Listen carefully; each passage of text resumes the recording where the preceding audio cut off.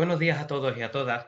Para mí es un enorme placer poder estar con vosotros hoy, aunque sea de manera virtual, y poder compartir con vosotros, bueno, una investigación que pensamos que va a resultar interesante, que aporta una visión diferente a todas estas cuestiones del gas que mis compañeros están contándonos o nos están retransmitiendo en estos días, ¿no? Yo les voy a hablar hoy de la presencia del gas en las iluminaciones artísticas en un caso muy particular, en este caso, en la entrada del rey Alfonso XII en Madrid con motivo del final de la Tercera Guerra Carlista, el 20 de marzo de 1876. Es muy interesante porque hemos podido realizar un vaciado completo de la prensa a la par que de la documentación histórica, lo que nos ha permitido tomar conciencia del importante peso que tuvieron las decoraciones a base de gas, pero también algunas a base de electricidad en todo el conjunto de la ciudad de Madrid, donde vamos a situar el objeto de nuestra investigación. Sin más, les voy a compartir la pantalla para que podamos seguir un poco el hilo argumental de esta idea y posteriormente yo quedaré a toda vuestra disposición para cualquier cuestión que podamos necesitar. Si me permiten un momento, compartir pantalla.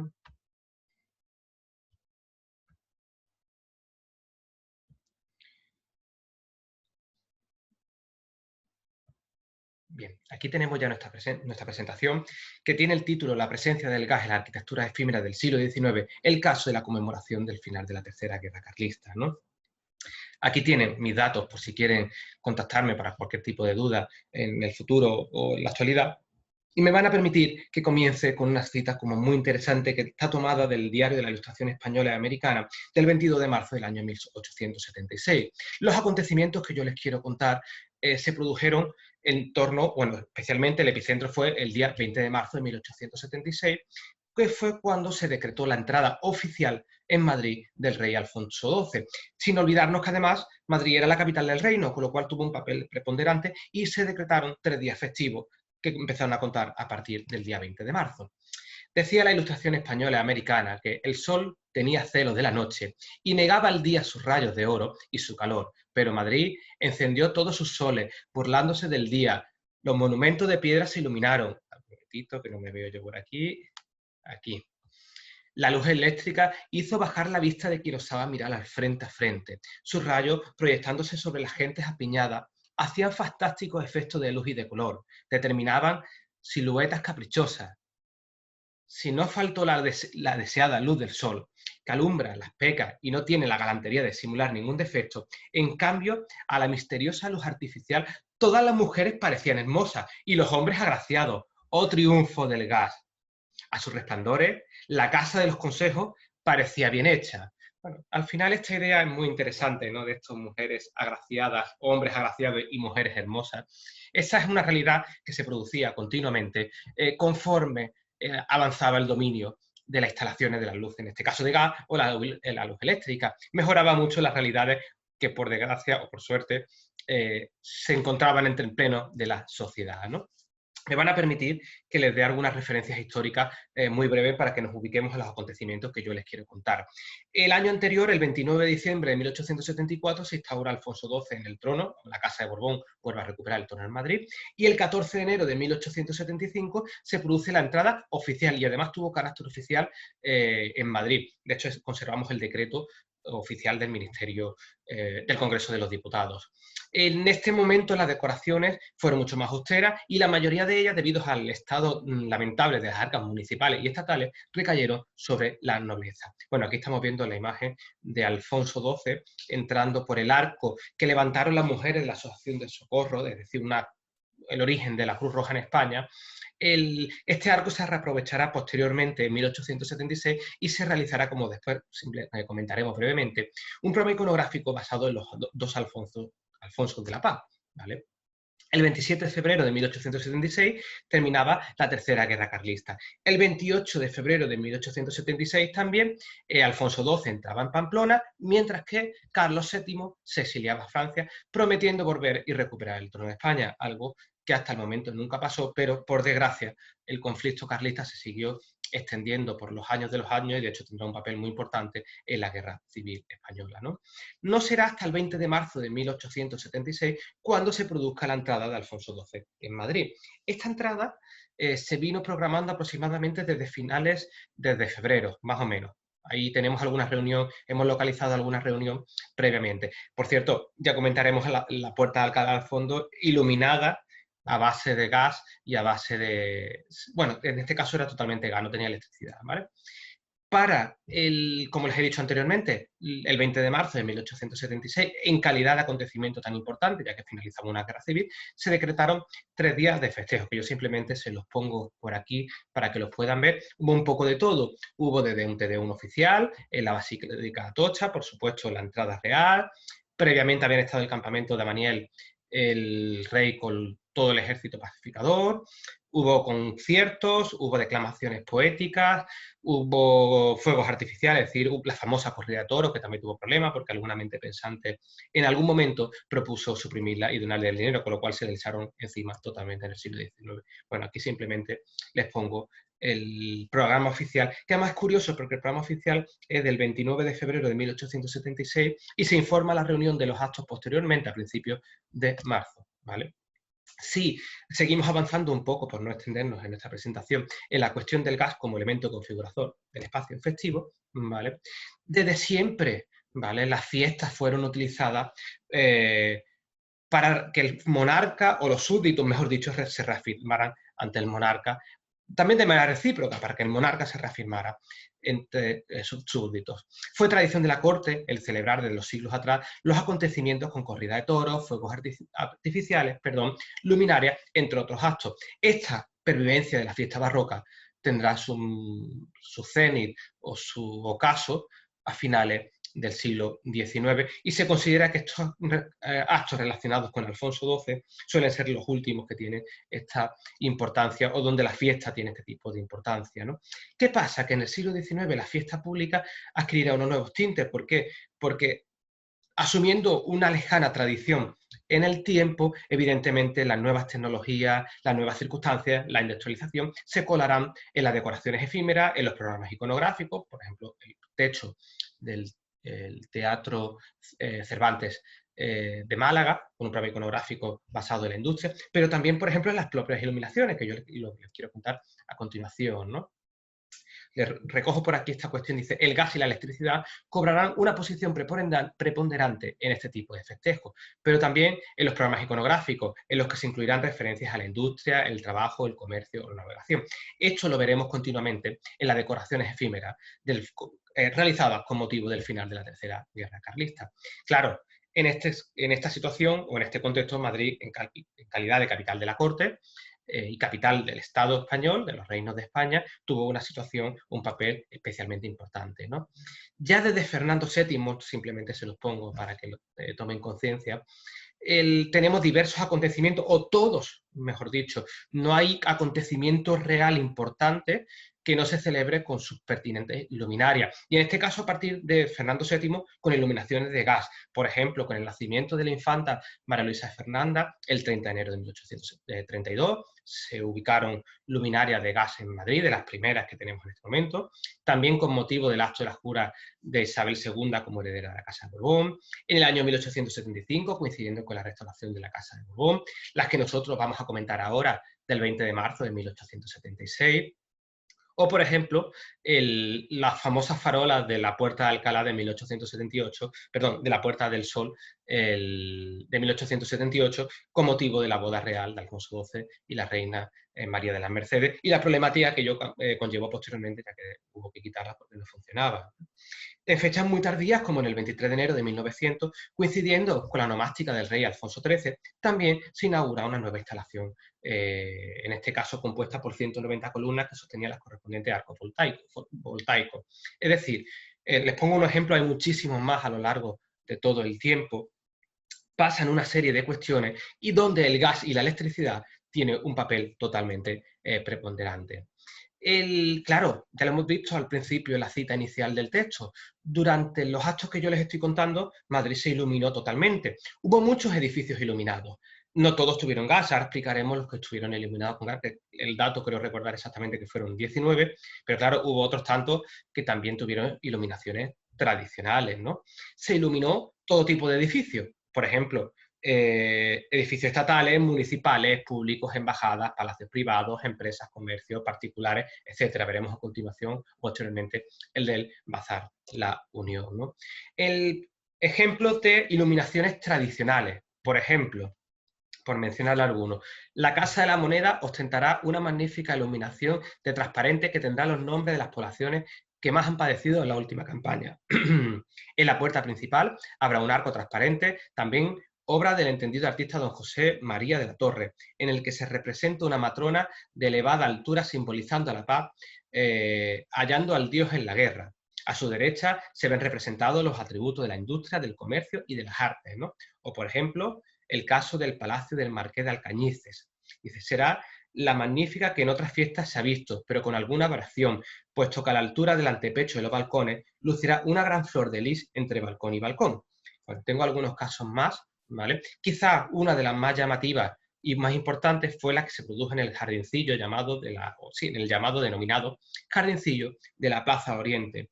Que en la ilustración española americana incluía un grabado, que ahora yo les voy a mostrar, dice, estaba iluminado a la veneciana, como de 3.000 faroles de vivos colores colocados entre los árboles y a lo largo de las calles formando caprichosos toldos y pabellones adornados el pedestal que soporta a la magnífica estatua ecuestre del rey Felipe IV. Lo del jardincillo es interesante porque esta decoración a la veneciana eran farolillos con velas de algún tipo tradicional, pero sí que es cierto que como estaba cerrado, aquí se celebró una fiesta el mismo día 20 por la noche, hubo una fiesta privada selecta de la jet set madrileña de la época, pero claro, aunque estaba iluminada la veneciana, las grandes farolas que había alrededor sí que estaban iluminadas con gas, que probablemente esa iluminación vino de la Real Fábrica de Gas que estaba ubicada en el Palacio de Oriente, ¿vale? Esto fue el aspecto que tuvo el jardincillo de la Plaza de Oriente y este fue el aspecto que creaban la iluminación a la veneciana y se nota bastante bien la diferencia. Aquí podemos ver los puntos de gas que estamos comentando. Sobre las iluminaciones en la plaza, bueno, en Madrid en general, con motivo del final de la Tercera Guerra Carlista, tenemos que tener tres cuestiones importantes. La primera, que hubo un predominio total de los edificios públicos y privados que ostentaron iluminaciones realizadas a base de gas, ¿no? En el contexto lumínico que estamos comentando en la ciudad, y aunque hubo otros muchos que no tenían iluminación a base de gas. En segundo lugar, que cada vez tenía más importancia, yo les pondré algún ejemplo, las iluminaciones artísticas a base de luz eléctrica. Esto es cuestión, es importante también. Y en tercer lugar, y una de las cuestiones más importantes, es que como siempre, a todo el mundo no le gustaron. Hubo algún nostálgico, y me encanta, y lo voy a poner por aquí, el señor que firmaba como el lunático. El lunático le encantan los farolillos de colores. Y decía, lo vamos a leer porque no tiene desperdicio. Me dice, llamadme, si queréis, hombre apegado a la tradición, pero os confieso que nada encuentro encantador como la iluminación de farolillos de colores.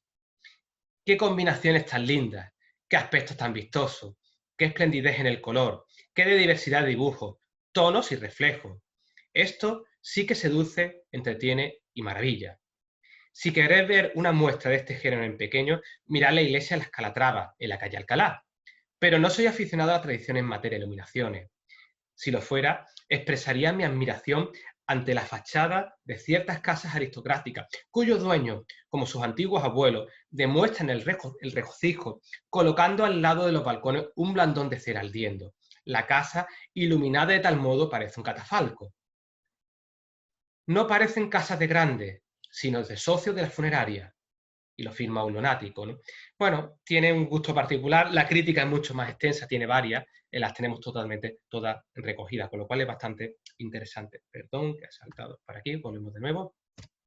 Si ya vamos un poco afinando, si nos situamos en el gas, el papel que tuvo el gas en la entrada de Alfonso XII en Madrid, lo primero que tenemos que decir, que llama poderosamente la atención, que este arco, que es el que levanta la corporación municipal entre la plaza de la Villa y la calle Mayor, pues no estuvo iluminado con gas, no tuvo iluminación, ningún tipo de iluminación ni eléctrica ni de gas, con lo cual es bastante curioso. Sí que es cierto, claro, que el rey pasó por aquí, pero aquí no se situaron los epicentros de las fiestas, que estuvieron en el Paso del Prado, la Puerta de Alcalá y todo ese entorno posteriormente, ¿no? Con lo cual, a lo mejor quizás podría ser una de las causas que explique la justificación de que este magnífico arco, por no explicarlo ahora mismo de estilo mudéjar, como dice la prensa de la época, pero sí que es cierto que llama poderosamente la atención de que no estuviese iluminado a base de gas, porque el que hace la señora de la Asociación para el Olvido de los Socorros en la Guerra en la Puerta de Alcalá, que hicieron ya el año anterior también con motivo de la entrada de Alfonso XII en 1875, estaba iluminado a base de electricidad. Como vemos aquí las farolas, estas farolas estaban iluminadas por gas, con lo cual, bueno, pues se sobreentiende que se vería iluminado de esa manera, ¿no? Bueno, aquí tenemos a nuestro protagonista, que no le hemos puesto cara todavía, un jovencísimo Alfonso XII, que además viene a ser uno de los primeros soldados en la historia que participa directamente en una guerra, por lo menos en el caso español, ¿no? En relación a los edificios que se iluminaron con gas en el contexto que yo les estoy contando, ¿vale? Tenemos que en total hubo 19 edificios. Por decirle, hubo 8 organismos oficiales, una embajada, un monumento, entre museos y teatro hubo 2, 5 palacios, un café y un comercio. Tenemos los datos tan exactos porque hemos consultado multitud de periódicos en los que hemos podido contactar informaciones diferentes. Por ejemplo, tenemos el Ministerio de Guerra, Fomento, Gobernación y Hacienda, el Palacio de la Presidencia, el Ayuntamiento, el Consejo de Estado, el Gobierno Civil, el Banco de España, la Embajada de Rusia, el resto de embajadas no decoraron sus instalaciones, la Puerta de Alcalá, el Museo del Prado, el Teatro Real, entre los palacios, que ahora comentaremos algunos, del Marqués del Campo, el señor Indo, la casa del señor Rafael Cabeza, el Palacio de Abrantes, que era sede de un importante periódico en la época, lo de los duques de Pastrana, el establecimiento de la colonial o, por ejemplo, el Bazar de la Unión. Estos específicamente, todos estuvieron decorados con iluminaciones a base de gas. Fueron otros los que tuvieron iluminaciones a base de electricidad, ¿no?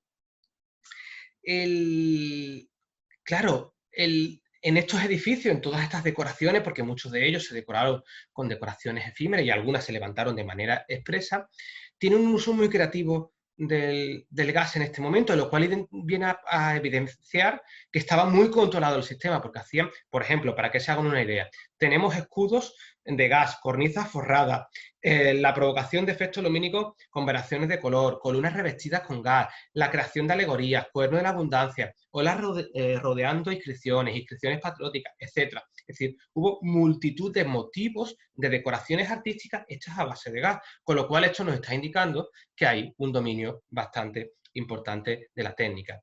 Por ir terminando y ponerle algunos ejemplos, sabemos que, por ejemplo, el Museo del Prado tuvo decoración a base de gas y tiene un grabado a continuación, aunque algunas de las crónicas se refieren a la decoración a base de reverberos, ¿vale? Por no explicarles ahí cuando surgen, tenemos algunos datos de lo que significa, ¿no? Lo que me interesa es que, bueno, que vean el importante papel que tuvo el Museo del Prado en estas decoraciones efímeras a finales del siglo XIX.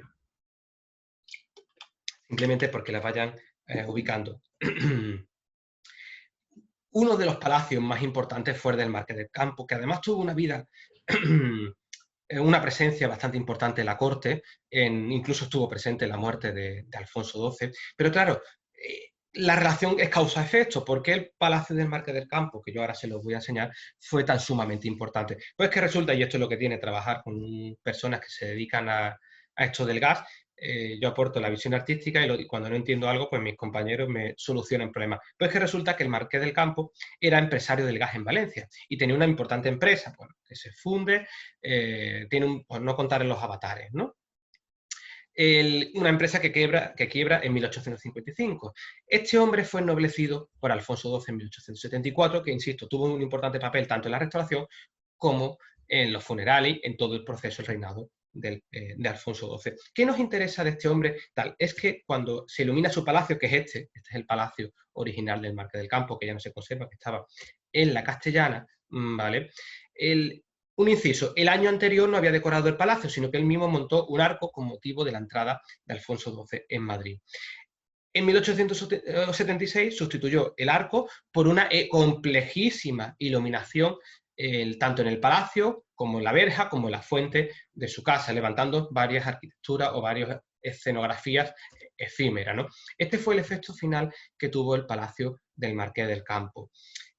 Bueno, como pueden ver, perfectamente resaltado todo lo que estaba iluminado a base de gas, que fue la verja, el frente, todo lo que es el frontón central, las ventanas, el jardín estaba, la gruta del jardín también estaba, las fuentes, etc. Aquí tienen la descripción completa del programa iconográfico, de todas las disposiciones, ¿vale? ¿Qué es lo que nos interesa de todas estas cuestiones, ¿vale? Se enumeraron las luces de gas, ascendió además de 5.000 puntos de luz, ¿vale? Claro, en la prensa se mencionaba que fueron realizadas en la fábrica de gas de Valencia, hasta que mis compañeros no me explicaron esta situación de que este hombre era empresario del gas, no pudimos entender esta situación. Claro, es que se trajo lo que hizo directamente, no es que las comprase, es que se trajo sus productos de su fábrica de Valencia, sus trabajadores, y las instaló, salvo el escudo que se trajo de Londres. Bueno, es un caso paradigmático dentro de la industria del gas, o mejor dicho, de las fiestas y las decoraciones efímeras en el siglo XIX, ¿no? Tenemos también, por ejemplo, el Palacio del Señorindo, que fue otro de los que causó sensación. De nuevo, este es el palacio original, que también desapareció, ¿vale? En este caso, por ejemplo, también tenemos de nuevo todas las ubicaciones, todas las inscripciones. Por ejemplo, las verjas del jardín fueron decoradas con 3.000 luces, presentando en la puerta de entrada de la izquierda la inscripción al ejército y a la derecha otra intitulada a la marina, ¿no? Bueno, tenemos todo el complejo programa de luces, dónde se ubicaron, para qué se utilizaron, exactamente, ¿no? También tenemos una inscripción principal, que no la vamos a comentar, que era Alfonso XII el Pacificador. Esta idea del pacificador viene de mucho tiempo atrás, donde se le asigna este apelativo al rey Alfonso XII, y que tendrá un recorrido bastante importante, porque cuando se inaugura el monumento de Alfonso XII en el Retiro de Madrid, se sigue recuperando esta idea, ¿no? Dice, en una palabra, el Palacio del Señorindo ofrecerá un aspecto verdaderamente deslumbrador. La nobleza o la burguesía tuvo bastante interés en el que los palacios, mostrar su interés, su adhesión a la corona por medio de la realización de grandes iluminaciones artísticas. Bueno, les pongo aquí el ejemplo del señor Cabeza, y me interesa que puedan ver las decoraciones, porque también tenía decoraciones a base de gas, simplemente se las comento, ¿no? Uno de los puntos más importantes de toda la ciudad fue la Puerta de Alcalá, que sí, aquí sí fue en calidad de uno de los epicentros de la fiesta que yo les estamos contando, fue iluminado a base de gas. Tuvo varias inscripciones, ya tenemos conocíamos ya el grabado, lo hemos visto, por ahí podemos ver a la Marina, a su majestad el rey Alfonso XII y al ejército, ¿no? Con las coronitas puestas entre medio. La gracia de esto es que todo estaba realizado a base de iluminaciones de gas. Claro, esto nos muestra el importante dominio que tenían estas iluminaciones en el contexto, y sobre todo que ya estaban bastante controladas en el contexto del año 1876, sobre todo los años del último tercio del siglo XIX, ¿no? Tenemos las descripciones completas de todo el conjunto, pero en este caso tenemos un dato más que lo hemos podido aportar. Sabemos que los precios que tuvieron los cacharros de la iluminación, especialmente o específicamente, costaron 40.000 reales, y costando mantenerlos cada uno 4.000 reales por noche. Estuvieron funcionando a priori las 3 noches de las fiestas, ¿vale? Con lo cual tuvo un precio de 12.000 reales de mantenimiento. Todos estos datos nos vienen a vislumbrar la importancia que tuvo las fiestas efímeras o las decoraciones a lo largo del siglo XIX. Bueno, pongo esta imagen porque creo que es bastante interesante. No es igual, evidentemente, el efecto de la electricidad, pero sí que podemos ver el efecto que podía provocar la Puerta de Alcalá en este momento, con una imagen del presente actual, ¿no? Llama la atención también, por ejemplo, entre los comercios privados, el Bazar de la Unión, que, por no leerles completo, realizó una compleja escenografía en la puerta, ¿vale? Donde se aprovecharon también los faroles de gas de la acera, ¿no? Bueno, esto es una de las imágenes de venta del Gran Bazar de la Unión, que estaba muy cerca de la Puerta del Sol. Para ir terminando ya y cerrar esta presentación, que me estoy pasando un poco del tiempo, no quería dejar de mencionar la importancia o el gran papel que tuvo la electricidad en las decoraciones efímeras. Y en este caso sí, particularmente decoraciones efímeras, porque se levantaron exprofesos. No son muchas, yo les he puesto varios ejemplos, fueron 4 o 5 los edificios, mejor dicho, las decoraciones efímeras que se levantaron para la época, que se decoraban con electricidad, pero fueron bestiales, por eso se los cuento. Una de ellas fue el arco levantado en el cuartel de San Gil, por los militares, que además tenía una inscripción que decía Su Majestad el Rey y al Ejército de Operaciones, y tenía un aparato de luz eléctrica que iluminará durante la noche este arco, que ha sido dirigido por los oficiales de armas del Ejército. Esta idea es importante también porque nos habla del papel que tiene o el desarrollo siempre que tienen los militares con respecto a la sociedad civil, ¿no? Este es el arco de San Gil, para que lo vean, que estaba iluminado a base de electricidad, ¿no? Y ya para terminar, no he podido contenerme y ponérselos también, que es el arco de los dos Alfonsos. Vale. Este arco es muy importante, primero porque es una de las arquitecturas efímeras más complejas que se realizó para los festejos de la entrada del rey en 1876. Estaba decorado a base de electricidad. No tenemos el precio exactamente, pero sí sabemos cuánto costaron este arco y el que hicieron conjuntamente la señora de la Asociación para el Socorro de Heridos en Campaña el año anterior.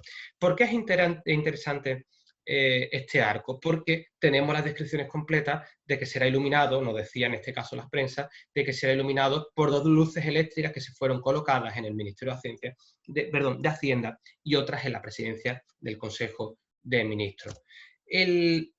Lo interesante también, aparte de la electricidad, es que este arco fueron decorados con un programa iconográfico basado en los 12 Alfonsos de la Paz. Esta idea de los dos Alfonsos de la Paz ya fue enunciada muy brevemente en el arco anterior de 1875.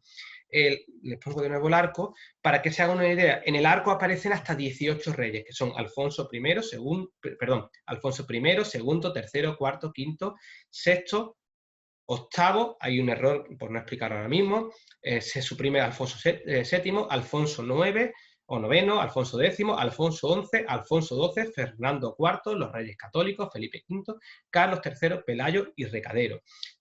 Aquí interesan tanto los que están presentes como los que están ausentes. Esto se organiza, para que lo entiendan de una manera, hay 3 reyes de la Casa de Asturias, o mejor dicho, 3 reyes de Asturias, que son Alfonso I, II, III, 4 reyes de León, que son Alfonso IV, V, VI y IX, 3 reyes de Castilla, Fernando IV, Alfonso VII, y Alfonso XI, y un rey de Castilla que fue Alfonso X. Bueno, por no explicarles cada uno dónde estaba, después aparecen Alfonso XII, que es el heredero de todas estas cuestiones, haciendo hincapié en la cuestión territorial. Bien, el arco de la calle Alcalá lo que nos ponía de manifiesto era la importancia que tuvieron la electricidad, el gas, todas las iluminaciones en este Madrid de finales del siglo XIX. Y ya para terminar, le voy a poner una cita, ¿no?, que es muy interesante, que decía: Madrid entero parecía un ascua de oro, según una frase vulgar pero gráfica. Con este, mejor dicho, Madrid resplandeciente, yo termino mi ponencia del día de hoy, quedo a su total disposición y espero que les haya resultado interesante. Sin más, por mi parte, muchísimas gracias. Quedo a vuestra disposición, a los compañeros del Congreso también les deseo un muy buen día y que la cosa vaya lo mejor posible. Muchísimas gracias a todos y a todas por escucharme, por compartir conmigo